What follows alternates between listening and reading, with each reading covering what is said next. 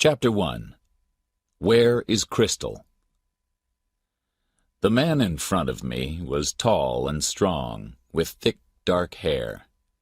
He sat in an expensive chair behind an expensive desk and looked at me with cold gray eyes. He didn't have time to smile. "Okay, Marlowe," he said. "So you're a private detective. One of the best in Los Angeles, I hear. I have a job for you. I want you to find my wife. Think you can do that?" I sat back in my chair and lit a cigarette slowly. "Yes, Mr. Kingsley," I said. "I think I can do that." "How much?" $25 a day, half a dollar a mile for my car, and $100 in my hand now before I do anything."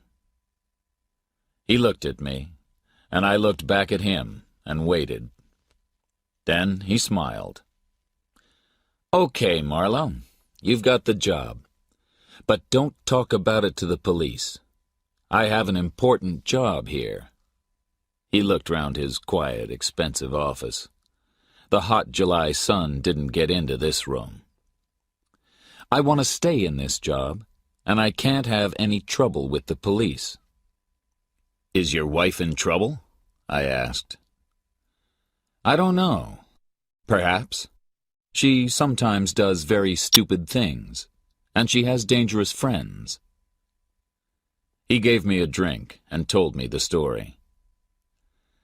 "I have a house in the mountains, near Puma Point.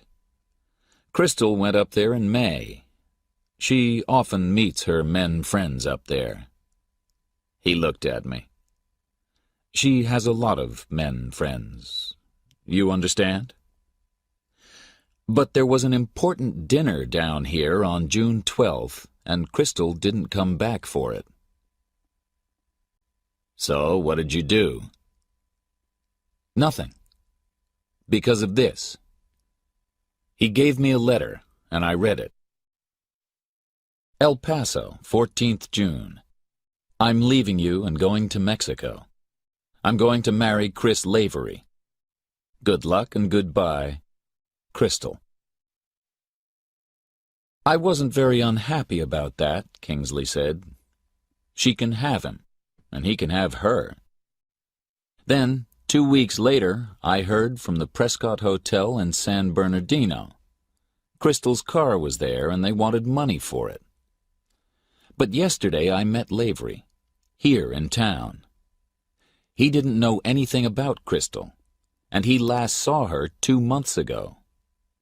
So where is she? What happened to her? I thought about it for a minute or two, and then I asked him some questions. We talked for about half an hour. Kingsley gave me a photo of his wife with Chris Lavery.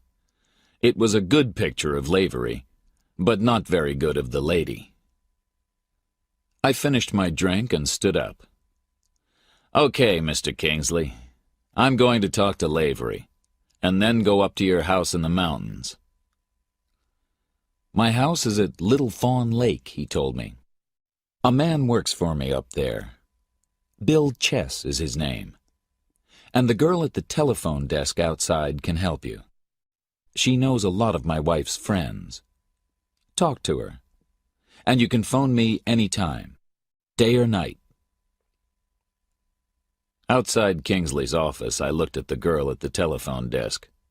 She was small and pretty, with short red hair and blue eyes. I like redheads. I gave her my best smile. "Hi, Blue Eyes," I said. "Your boss says you know a lot of people. Tell me about Chris Lavery." "Chris Lavery? What do you want to know?" "Anything. Do you like him?" "Well," she said, "he has a beautiful body." "And all the girls like a man with a beautiful body, eh?" She laughed. "Perhaps. But I know nicer men than Chris Lavery. He knows too many women." We talked for about 10 minutes. Kingsley was right. Redhead knew a lot of people, and she liked talking. Perhaps her job wasn't very interesting. I sat on her desk and listened, and smiled into her blue eyes. She smiled back. Then I stood up. Well, I must go. See you again, Blue Eyes. Redhead laughed happily. Any time, Mr. Marlowe. I started with Lavery. He was at home at 623 Altair Street, down in Bay City. He didn't want to talk to me, but nobody wants to talk to private detectives. No, he told me angrily. I didn't go to El Paso with Crystal Kingsley. Okay, so we sleep together, but I don't want to marry her. She's very rich, and money is nice, but Crystal's a difficult lady. I last saw her about 2 months ago. I sat and watched him. So why did she write that letter from El Paso? Dunno. She likes playing games. Stupid games. It wasn't a very good story, and he knew it. I asked him some more questions, but his story stayed the same. I went out and sat in my car outside his house. I thought about Lavery. Perhaps he went away with Mrs. Kingsley, and then they had a fight. But where did Mrs. Kingsley go after that? A big black Cadillac drove up and stopped at the house across the street. A thin man with a black doctor's bag got out and went into the house. I looked at the name on the door. Dr. Albert S. Almore. Doctors know a lot about people. Perhaps this one knew Lavery. I saw Dr. Almore at the window. He watched me carefully, and his face was angry and afraid. Then he sat down and made a telephone call. But he watched me all the time. 5 minutes later, a green car came along and stopped at the doctor's house. The driver walked across the road to my car. "Waiting for somebody?" he asked. "I don't know," I said. "Am I?" "Don't get clever with me," he said coldly. "I'm Detective DeGarmo, Bay City Police. Why are you watching Dr. Almore's house?" I looked out of my car window at him. He was a big man with a square face and very blue eyes. "What's all this about?" I asked. "I don't know Dr. Almore, and I'm not interested in him. I'm visiting a friend. What's the doctor afraid of?" "I ask the questions, not you," he said. "Go on, get out of here. Move!" He walked away and went into Dr. Almore's house. Back in Los Angeles, I phoned Mr. Kingsley and asked him about Dr. Albert S. Almore. "I don't know him, but he was Crystal's doctor for a time," he told me. "His wife died 1.5 years ago. She killed herself. It was very sad." I got into my car again and started for the mountains. Dr. Almore was afraid of something. But what?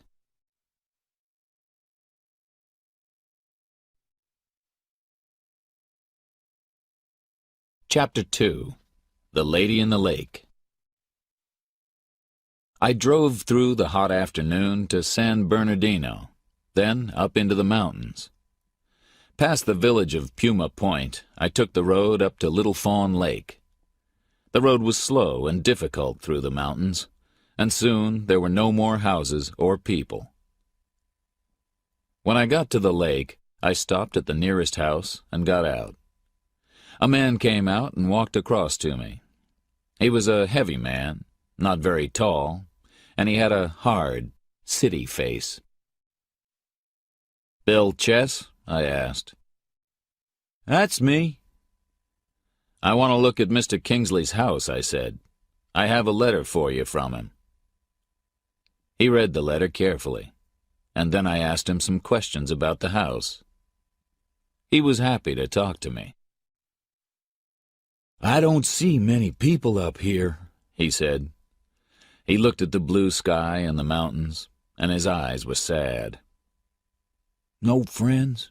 No wife? Nothing? I got a bottle of whiskey from my car, and we sat together in the evening sun and drank.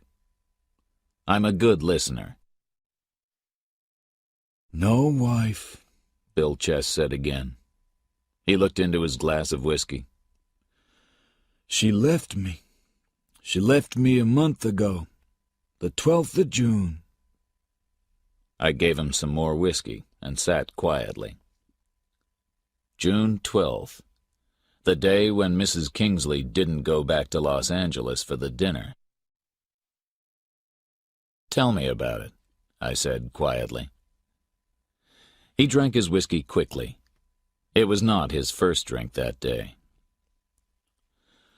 I met Muriel a year and 3 months ago, He said slowly. We married 3 weeks later.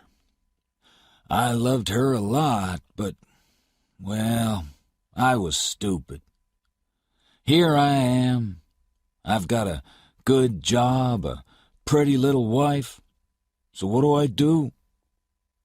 He looked across the lake at the Kingsleys' house. I get into bed with that Kingsley cat over there. Okay, she's as pretty as Muriel. The same long yellow hair, same eyes, same nice little body. But she's nothing to me. But Muriel knows all about it. So we had a fight, and that night she left me. I went out, and when I got home, there was a letter on the table. Goodbye, Bill, she says. I don't want to live with you after this. He finished his whiskey. I didn't see the Kingsley woman again. She went down the mountain that same night. And not a word from Muriel now for a month. He turned and looked at me. It's an old story, he said. But thanks for listening.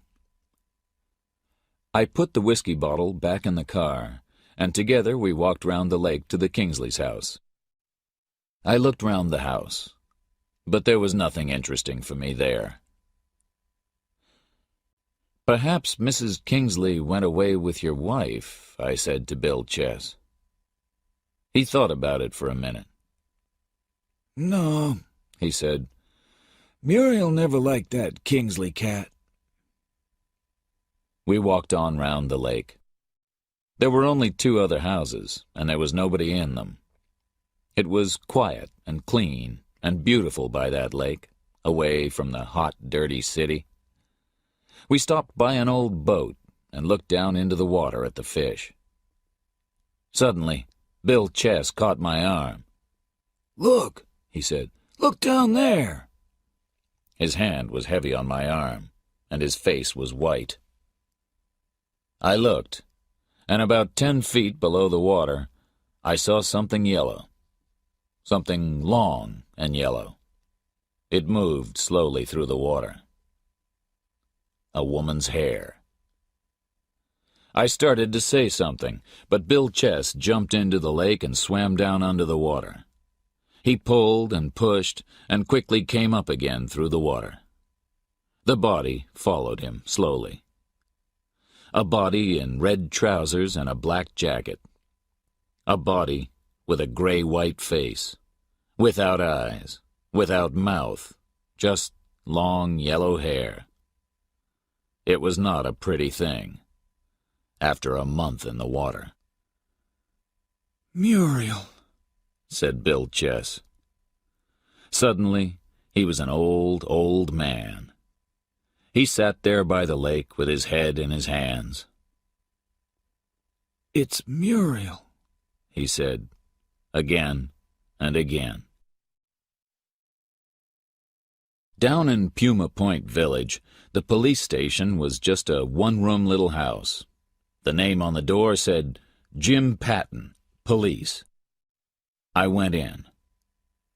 Jim Patton was a big, slow man, with a big round face and a big slow smile. He spoke slowly and he thought slowly, but his eyes weren't stupid. I liked everything about him. I lit a cigarette and told him about the dead woman in Little Fawn Lake. Bill Chess's wife, Muriel, I said. She and Bill had a fight a month ago, then she left him. She wrote him a letter. A goodbye letter or a suicide letter? I don't know. Jim Patton looked at me. "Okay," he said slowly. "Let's go and talk to Bill. And who are you, son?" "Marlowe. I'm a private detective from L.A. I'm working for Mr. Kingsley. He wants me to find his wife." We drove up to the lake with the doctor and the police boys in the back of the car. Bill Chess was a very unhappy man. "You think that I murdered Muriel?" he said angrily to Patton. "Perhaps you did, and perhaps you didn't," said Patton sadly. "But I must take you down to the police station, Bill. There's going to be a lot of questions."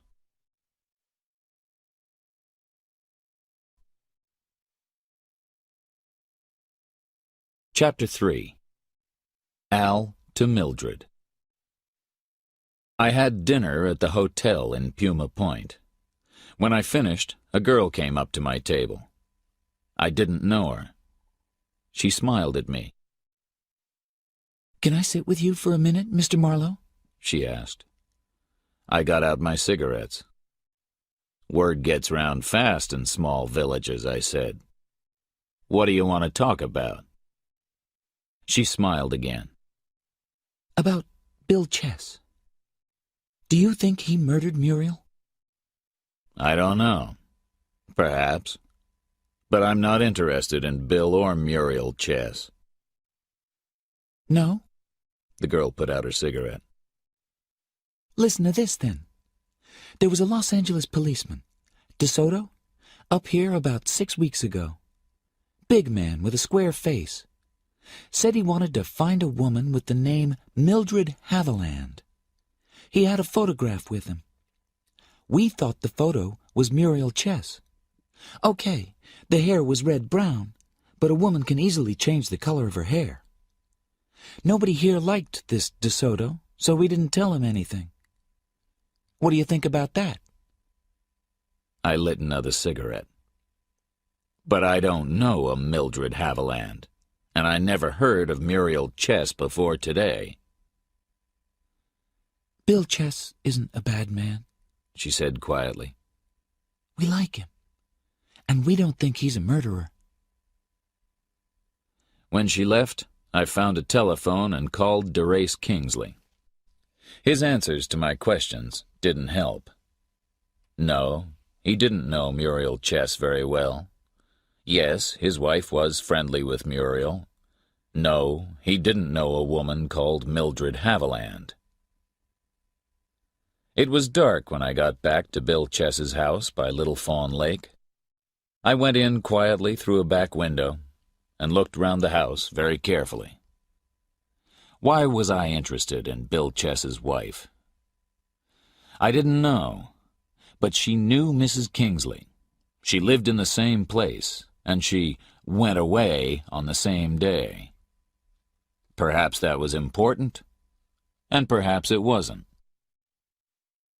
In the kitchen, I looked in all the cupboards and through the tins of food, and in the tin of sugar, I found a small, very pretty watch inside some paper. On the back of the watch, there were some words. Al to Mildred, with all my love. Al to Mildred. Al somebody to Mildred Haviland. Mildred Haviland was Muriel Chess. Muriel Chess was dead. 2 weeks after a policeman called DeSoto came to Puma Point with her photograph. I stood there and thought about it. Mrs. Kingsley didn't come into this story. I drove back down to Puma Point and went into Jim Patton's office. I put the little watch on his desk. I looked round Bill Chess's house, I said, and I found this in a tin of sugar. Jim Patton looked at me sadly. Are you going to give me trouble, son? I looked round the house and didn't find anything. But your eyes are younger than mine. He looked carefully at the little watch. So, what do you think about this? He asked me. I don't think Bill Chess murdered his wife. I don't think he knew she had another name. But somebody from her past looked for her and found her, with a new name and a new husband. He didn't like that, and so he murdered her. Jim Patton thought about it. He said slowly. I like it. The story begins well, but how does it finish? Ask me tomorrow, I said. Jim Patton laughed. You city detectives are too fast for us slow mountain people. Good night, son. At about 11 that night, I drove into San Bernardino and found the Prescott Hotel. The garage boy was happy to talk to me, when he had some of my dollars in his dirty hand. He looked at the photo of Crystal Kingsley and Chris Lavery. Yeah, I remember the man, he said. He came up to the woman at the hotel desk, but this photo's not very good of the woman. A woman with the name Mrs. Kingsley left her car here on the evening of June the 12th and took a taxi to the station that night with the man. She wore a black and white dress with a black and white hat, and she was small and pretty with long yellow hair. Perhaps she was the woman in this photo, but I don't know.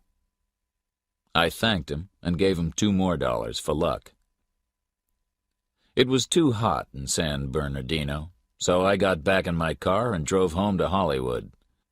I got in at 2:45 in the morning. I had a bath, went to bed, and slept well.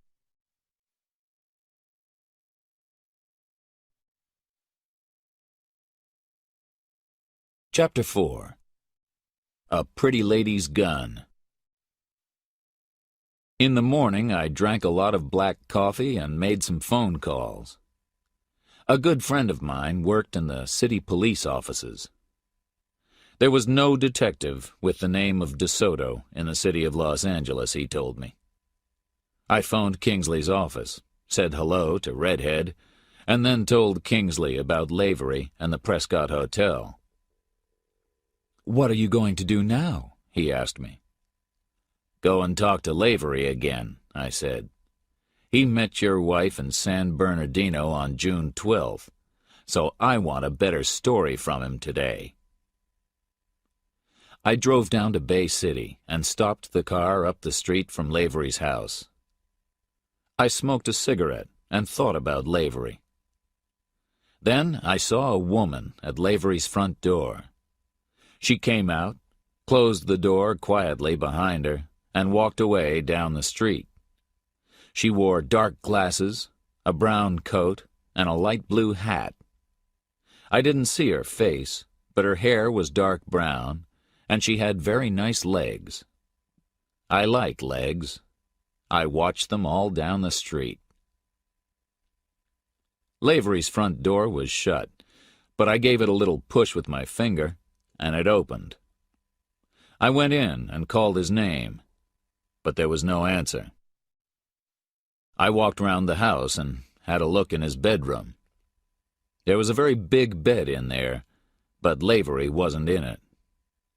I looked into some of the cupboards, shoes, jackets, shirts, trousers, and a woman's dress. An expensive black and white dress, with a nice little black and white hat. I closed the cupboard quietly and opened another door at the back of the room. Inside was a bathroom, and Lavery was at home. He was in the bath, and he was very, very dead. There was a gun on the floor, a small, pretty lady's gun. but it can kill as well as any other gun. I looked round the bathroom. There wasn't a fight. Lavery knew his killer. She opened the door, came in, and shot him 3 or 4 times. Not Lavery's lucky day. I took the little gun with me and went out to my car. The street was quiet and sunny. No police cars, no policemen. Only Marlowe, finding another dead body. Murder-a-day Marlowe, they call him. I got into my car and drove away from there, fast. In his quiet, expensive office, DeRace Kingsley listened to me with a white face. "Did your wife have a gun?" I asked. Yes. "Is this it?" I showed him the gun from the floor in Lavery's bathroom. He looked at it, and then at me. I don't know. Perhaps. But Crystal isn't a murderer. She didn't kill Lavery. "Why not? The police are going to think she did. She was with Lavery in San Bernardino. They didn't go to Mexico. Then perhaps one day she sees him with another woman, so she gets angry and goes round to his house. She leaves the gun on the floor, her dress in the cupboard. The police are going to love it." I stood up and looked down at him. "I must take the gun back now and call the police. I can't cover up a murder." Kingsley said nothing and put his head in his hands. Then he looked up at me. "Listen, Marlowe," he said quietly. "You're working for me, right? I know Crystal didn't kill Lavery. What about that woman in the blue hat? Who was she? Lavery knew a lot of women. Go and find the murderer. Show the police that Crystal didn't kill Lavery. Do that, and there's $500 for you." "Okay, Mr. Kingsley," I said. "But the job gets more difficult every day." When I went out, the redhead at the telephone desk called to me. "Mr. Marlowe," she said quickly. "Yesterday you wanted to know about Dr. Almore? Mr. Kingsley told me. Well, I talked to some friends last night." I went over and sat on her desk. "Okay, Blue Eyes, tell me." "Some rich women drink a lot and take drugs. They think it's exciting," she began. "Sometimes they take too much and get ill. Well, people say that Dr. Almore helps these women. He gives them different drugs. They get better. And Dr. Almore gets a lot of money. Florence Almore, his wife, took drugs too. She wasn't a very nice woman. One night, a year and a half ago, she came home ill. Dr. Almore's office nurse put her to bed, but later that night, Mrs. Almore walked down to the garage. Chris Lavery found the body. When he came home, he heard the sound of a car in the Almore's garage. He opened the door and found her dead on the floor. Dr. Almore was out.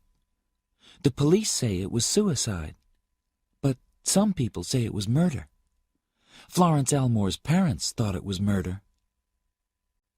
She looked up at me with her big blue eyes. "Does that help you, Mr. Marlowe?" "Yes," I said slowly. "I think it does." I gave her a big smile. "You and I must have dinner together sometime, Blue Eyes." I drove back to Altair Street, Bay City. I put the gun back on Lavery's bathroom floor and called the police. They came fast. Hard men with hard, cold eyes. I knew one of them, Detective DeGarmo, the big man with a square face and very blue eyes. His boss was an angry little man called Weber. I sat in one of Lavery's chairs and answered their questions. I told them all about Kingsley, his wife, Bill Chess, and Muriel, the black and white dress. All the time, DeGarmo watched me with cold eyes. Then the police doctor arrived. Weber turned to DeGarmo. "Okay, Al, you stay here with Marlowe. I'm going to look at the body with the doctor." He went out. I looked at DeGarmo. "How's Dr. Elmore this morning?" I said. "What's he afraid of today?" "You said you didn't know Elmore." DeGarmo's eyes were angry. "I didn't yesterday, but today I know a lot of things. Chris Lavery knew Mrs. Elmore, and he found her dead body. Perhaps he knew it wasn't suicide. Perhaps he knew that Dr. Elmore was the murderer, and that there was a police cover-up." DeGarmo stood up and walked over to me. "Say that again," he said angrily. I said it again. He hit me very hard across the face with his open hand. He didn't break my nose, but that was because I have a very strong nose. I looked at him and said nothing. He spoke through his teeth at me. "I don't like private detectives. Get out of here. Fast. And don't make trouble."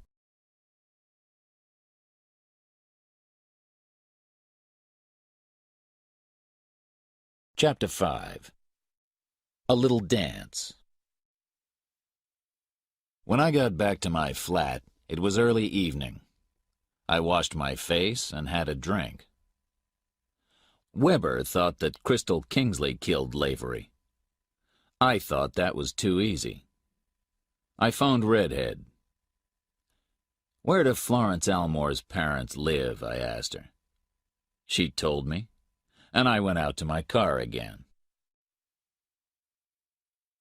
Mr. and Mrs. Grayson were old and gray. They had tired gray faces and gray smiles. Very sad people. They listened to me quietly. "I'm interested in Dr. Elmore because his house is across the road from Chris Lavery's," I said. "You see, somebody shot Lavery this morning in his bathroom. Perhaps it was Dr. Elmore. You think he murdered your daughter a year and a half ago, right?" "Yes," said Mr. Grayson. "We know he killed her." "Why do you think that? And how do you know?" I asked quietly. "Florence wasn't a very good wife or daughter," Mr. Grayson said sadly. "But she found Elmore and his office nurse in bed together, and she wanted to make trouble for Elmore. He didn't like that. Difficult for his job. So one night he killed her with drugs. He always had a lot of dangerous drugs in the house. It was easy for him.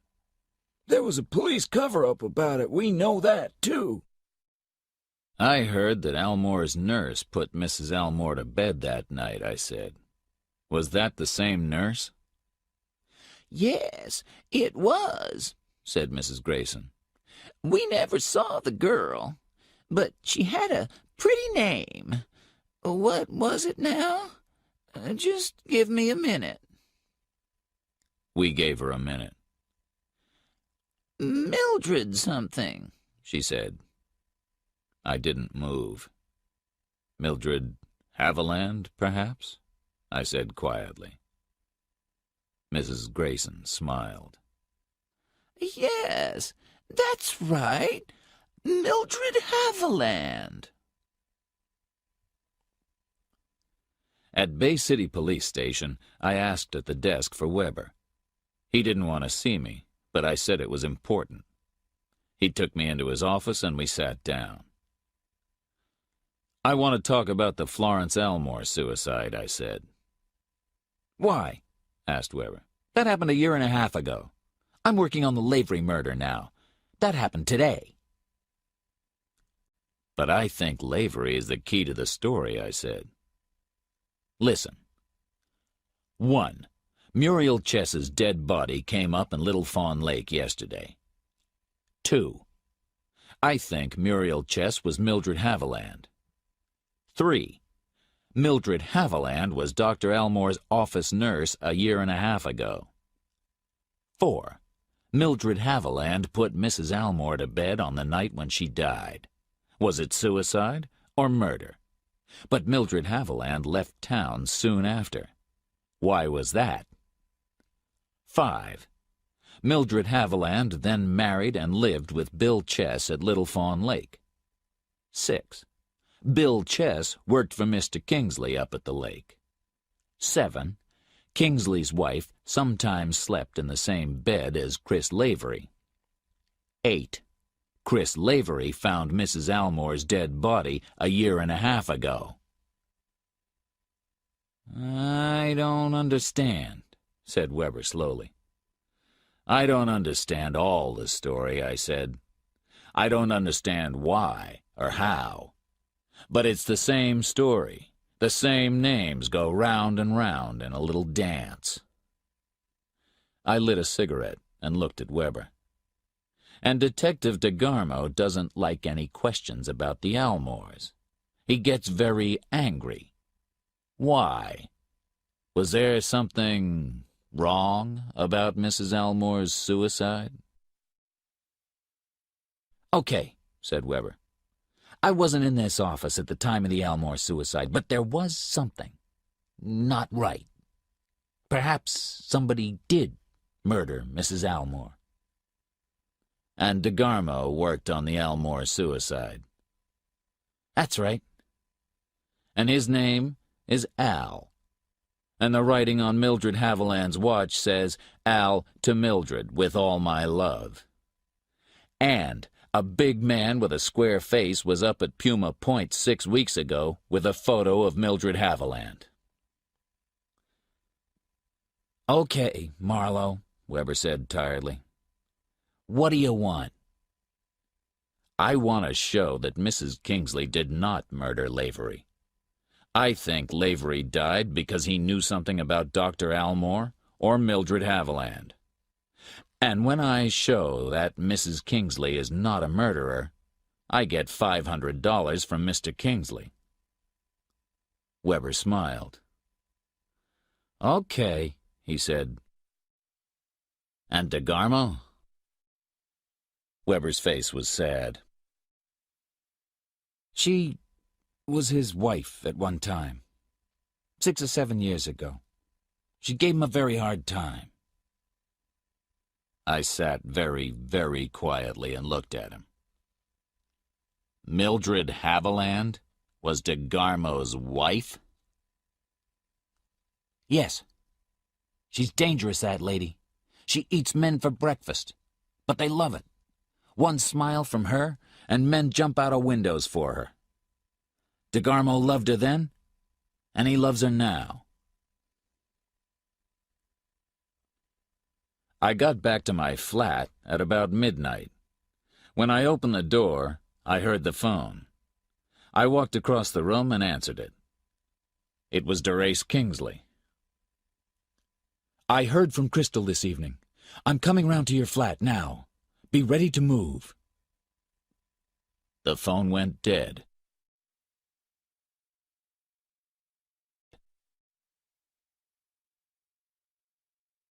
Chapter 6. Room 618. Kingsley arrived 5 minutes later. He didn't want to sit down, and he didn't want to drink. He pulled out a brown envelope and gave it to me. "Take this to Crystal," he said. "She's waiting for you now, in the Black Cat Bar down in Bay City. There's $500 in that envelope. She's in trouble. She knows the police are looking for her. She must get out of town tonight, but she wants money." I put the envelope on the table. "Not so fast," I said. "How does she know the police are looking for her? And did she kill Lavery? I'm not going to help a murderer." Kingsley's eyes were very unhappy. "I know that's difficult for you," he said quietly. "But what can I do? Perhaps she killed Lavery. Perhaps she didn't. I didn't speak to her on the phone. The girl in my office took the call. Crystal didn't want to talk to me, and I didn't want to talk to her. I don't want to see her again. But she is my wife. I walked across to the window and thought for a minute. Okay, I said. I'm going. I want to hear her story. But I give murderers to the police, okay? Now, how is she going to know me? Kingsley smiled for the first time. Thanks, Marlowe, he said. Crystal says her hair's light brown now, and short, not long and yellow. And you can wear my scarf. She knows that. He took it off and gave it to me. It was green and yellow and red. The colors hit me in the eye.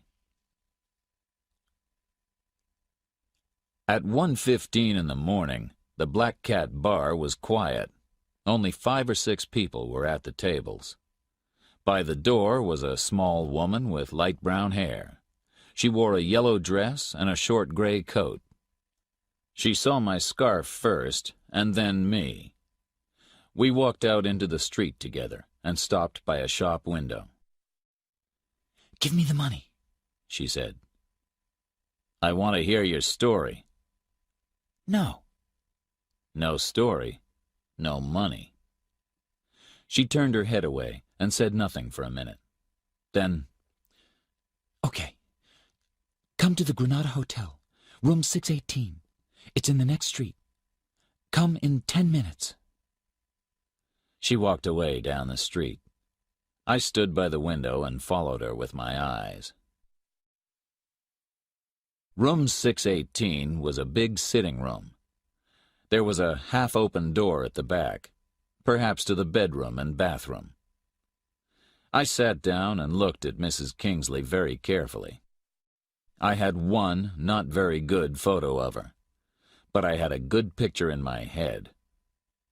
Crystal Kingsley was young and pretty and not very clever. The woman in front of me was young and pretty and very, very clever. She gave me a quick little girl smile, and I watched her quiet eyes carefully. Give me the money, please, she said. The story first, I said. You left your car in San Bernardino and you met Lavery there. You sent Kingsley a letter from El Paso. What did you do then? Why do you want to know? Do you want the money? She looked at me for a minute. Then she told me her story. She left Lavery in El Paso, and he went home to Bay City. She didn't want to stay with him. After that, she moved about. She stayed in hotels here and there. She wanted to be quiet, to think, she said. I listened. It was a good story, and she told it well. Clever Mrs. Kingsley. Before you left Little Fawn Lake, I said, did you have a fight with Muriel Chess about Bill? Bill Chess? What are you talking about? Bill says you went to bed with him. Don't be stupid, that dirty little man. Perhaps he is. The police think he's a murderer, too. Of his wife. We found Muriel's dead body in the lake. After a month. She put a finger between her teeth and watched me carefully. What a sad story, she said slowly. But Muriel Chess was Mildred Haviland, and Mildred Haviland was Dr. Almore's office nurse. And Lavery lives across the road from Dr. Almore. So you understand that I wanted to talk to you. I can't help you about Muriel. No, I said. Oh, well, here's the money from Kingsley. I gave her the envelope and sat down again. I watched her eyes and said quietly, That was a very pretty blue hat. Your hair was a darker brown this morning, but those nice legs are the same. I always remember a woman's legs. I don't think you saw me in my car outside Lavery's house this morning. She went very quiet. So, you think I shot Chris Lavery? She said slowly. I don't think it. I know it. What are you going to do now? Give you to the police. Suddenly, there was a gun in her hand, and she laughed. Not a nice laugh. Stand up, she said. I stood up and gave her a weak smile. Detective meets murderer, and murderer shoots detective, is that it? I asked. But you're not very good with guns. You're standing too near me. She didn't like that, and her eyes moved angrily. I hit her gun hand hard and kicked her feet at the same time. The gun hit the floor, and I caught her arms behind her back. She was strong and fought and kicked. Suddenly, I heard a new sound, but I had no time to look. I knew that there was a man behind me and that he was a big man. Then something hit me on the back of the head, and everything went black.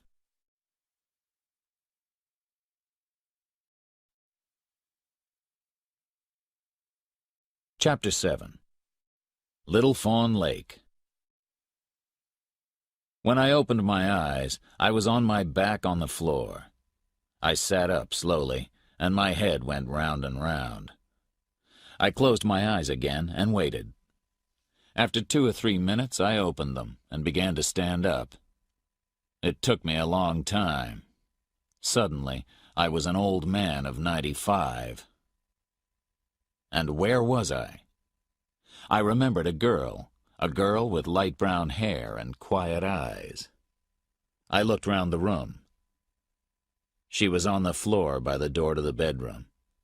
Her eyes were open, but she didn't see me. She didn't see anything, and she didn't say anything.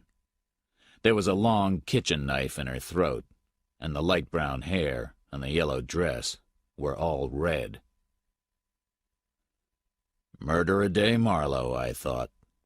This was my 3rd dead body, and I wasn't happy about it. You can find 1 murdered body, or perhaps 2, and walk away. But when you find 3 bodies in 2 days, the police start to get very interested in you. The hotel was very quiet, but suddenly I heard sounds of cars in the street. I went to the window and looked out carefully. Police cars. A lot of them. They stopped outside the hotel. Quickly, I found my coat, Kingsley's scarf, and the envelope of money. I left the room fast and went down at the back of the building. I found the door to the garage under the hotel, opened it quietly, and went through. I began to run to my car, but a big hand came out of the dark and caught my arm. And somebody said quietly into my ear, "Let's take a walk, Marlowe." I looked round, into the very blue eyes of Detective DeGarmo. We drove away from the hotel, and then stopped and talked in my car. DeGarmo was in trouble with his boss, Weber, and he didn't want Weber to find me. "What happened, Marlowe? There's a dead woman up in room 618. Somebody called the police 10 minutes ago."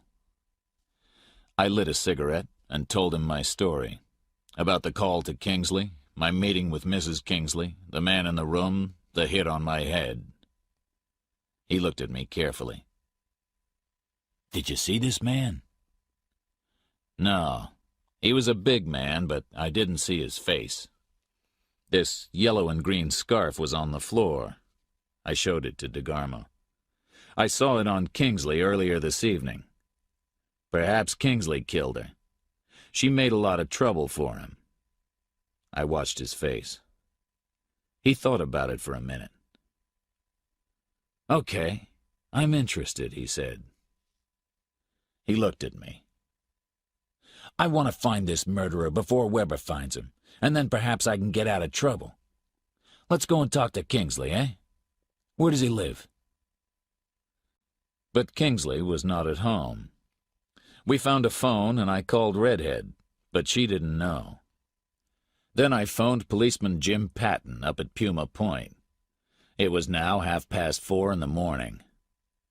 Half an hour later, Jim Patton called me back. Yes, he said, there was a light on in Kingsley's house at Little Fawn Lake, and his car was outside. We drove up into the mountains, stopped, ate some breakfast, and drove again. After a long time, DeGarmo spoke. That dead girl in the lake up there. That was my girl, Mildred. Weber told me last night. I'd like to get my hands on that Bill Chess. Don't make more trouble, I said. You covered up for Mildred 1.5 years ago, when she murdered Dr. Elmore's wife. He turned his head and looked at me. He laughed, but his eyes were hard and angry. A dangerous lady, I said, but you loved her. She put Florence Elmore to bed and gave her a killer drug. When Elmore came home, his wife was dead. But you and he covered up for Mildred. Elmore because he was afraid, and you because you loved her. Am I right? The big man didn't say a word. Then you sent Mildred away. So she went away and married Bill Chess. But Little Fawn Lake isn't a very exciting place, and after about 1 year, Mildred wanted to leave. She didn't have any money, so she wrote to Elmore. No address, just send money to Mildred at Puma Point. But that's a dangerous game. The first time it's $50, the next time it's $500. Elmore didn't like that, so he sent you up to Puma Point with a photograph. I think Mildred was a little afraid of you, DeGarmo. But you didn't find her, right? DeGarmo looked out of the window.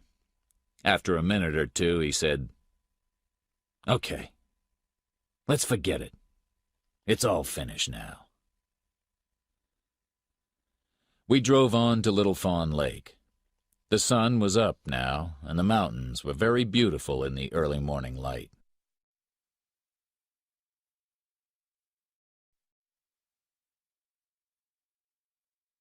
Chapter 8. Every Man Jumped. Jim Patton met us on the road near Kingsley's house. He had a young policeman with him, a boy called Andy. We got out of the car. "Hi, Jim," I said. Jim Patton gave me his big, friendly smile. "How are you, son?" he said. He looked at DeGarmo. "This is Detective DeGarmo of the Bay City Police," I said. "Somebody murdered Kingsley's wife in Bay City last night," said DeGarmo. "I want to talk to him about it." "You think Mr. Kingsley killed her?" Jim Patton asked. We told him the story, and then the three of us moved up to Kingsley's house. DeGarmo had a gun under his jacket. Patton had a gun, too. But I don't like carrying guns. They can get you into trouble. We pushed open the door and went in. Kingsley was in a chair, his eyes closed, and a whiskey bottle on the table next to him. His face was tired and gray. DeGarmo spoke first. "Your wife's dead, Kingsley, and you left your scarf behind in room 618. That was stupid." He turned to me. "Show him the scarf," he said. I got out the yellow, green, and red scarf and put it on a table. Kingsley looked at it, then at me, then at DeGarmo. "I don't understand," he said. "That's my scarf, but Marlowe wore it when he went down to Bay City. My wife didn't know him, and—" DeGarmo made an angry sound and turned to me. "You didn't tell me that," he said quickly. "You didn't want to know," I said. "You wanted Kingsley to be the murderer.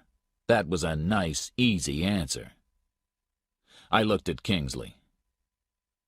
"I only saw your wife in a photograph, but I did see her before last night. She was the woman in the blue hat outside Lavery's house yesterday morning. I told you. Remember? I didn't hear about a woman in a blue hat, said DeGarmo angrily. So Mrs. Kingsley did murder Lavery then? No, I said. She didn't murder Lavery. And you know that better than anybody. She didn't shoot Lavery yesterday morning. Because she died a month ago. Crystal Kingsley was the dead woman in Little Fawn Lake. And the woman in the Granada Hotel last night was Mildred Haviland, and Mildred Haviland was Muriel Chess. So Mildred Haviland murdered Chris Lavery yesterday morning, and somebody murdered Mildred last night. For a long time, nobody spoke. Then Jim Patton said slowly, "But Bill Chess thought the woman in the lake was his wife." "After a month in the water," I said. "The body wore his wife's clothes and had the same long yellow hair. Everybody thought it was Muriel. Why not?" "Finish the story, son," Jim Patton said. He watched DeGarmo all the time. He didn't look at Kingsley. So I told them. They all listened to me very carefully.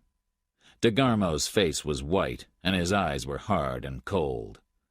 I told them about Florence Elmore's murder 1.5 years ago, and about the police cover-up. "Mildred was a very dangerous lady," I said. "After the first murder, the next murder is easy. She wanted to leave Little Fawn Lake, and she wanted money. Elmore didn't give her any money. But Crystal Kingsley was rich, and Mildred found her in bed with her man, Bill. Mildred didn't like that. So she murdered Mrs. Kingsley and put her body in the lake. Then she pretended to be Mrs. Kingsley. She took her money, her clothes, and her car and went down to San Bernardino. There she met trouble. Chris Lavery. Lavery knew that she was Muriel Chess and not Crystal Kingsley. But Mildred was a clever girl. When she said jump, every man jumped for her. So she took Lavery away with her and wrote to Kingsley from El Paso. I stopped. Nobody said anything. Nobody moved. Kingsley looked at the floor, Patton looked at DeGarmo, and DeGarmo looked at nothing. I lit a cigarette. But then Lavery went home to Bay City. She stayed near him because he was dangerous to her. He knew that she wasn't Crystal Kingsley. Then I began to ask questions about Mrs. Kingsley, and that was the finish for Lavery. Mildred went down to his house and shot him in the bathroom. I stopped again, and Patton said slowly, "So who killed Mildred, son? Do we know that, too?" The room was very quiet. Let's say that it was a very unhappy man. He loved Mildred. He helped her many times, but it wasn't easy for him. He wanted to stop the murders. 3 were too many. But he didn't want everybody to know her story. Let's say it was DeGarmo. DeGarmo moved away from the window, and his gun was in his hand. "That's a very interesting story, Marlowe." He smiled, but not with his eyes. "How did I find her, then?" "I think Elmore saw her outside Lavery's house one day. He told you, then you followed her to the Granada Hotel. Easy for a detective." "Yeah," DeGarmo said. He began to move to the door. "Well, I'm leaving now, and no fat old policeman is going to stop me." "Don't do it, son," Jim Patton said to him quietly. DeGarmo laughed and looked at the gun in his right hand. Patton didn't move, but his gun spoke for him, and DeGarmo's gun flew out of his hand and hit the floor. DeGarmo turned and ran to the door. We went to the window and watched. "I can't shoot a man in the back," Patton said sadly. He's going to take Andy's car, but he can't get out of these mountains. We can stop all the roads. DeGarmo ran to Andy's car, got in, and drove away fast. I turned and looked at Kingsley. He stood up, got a new bottle of whiskey from the cupboard, went into the bedroom, and closed the door. Patton and I went quietly out of the house. We drove down to Puma Point. On the road outside the village, there were some cars and a lot of people. We stopped and got out. A man came over to us. "There's a car down there, Jim," he said. "The man drove too fast and went off the road down the mountain. They're pulling him out now." We went and looked. 100 feet down the mountain was Andy's little red car. The men down there carefully pulled something big and heavy out of the car. It was the dead body of a man.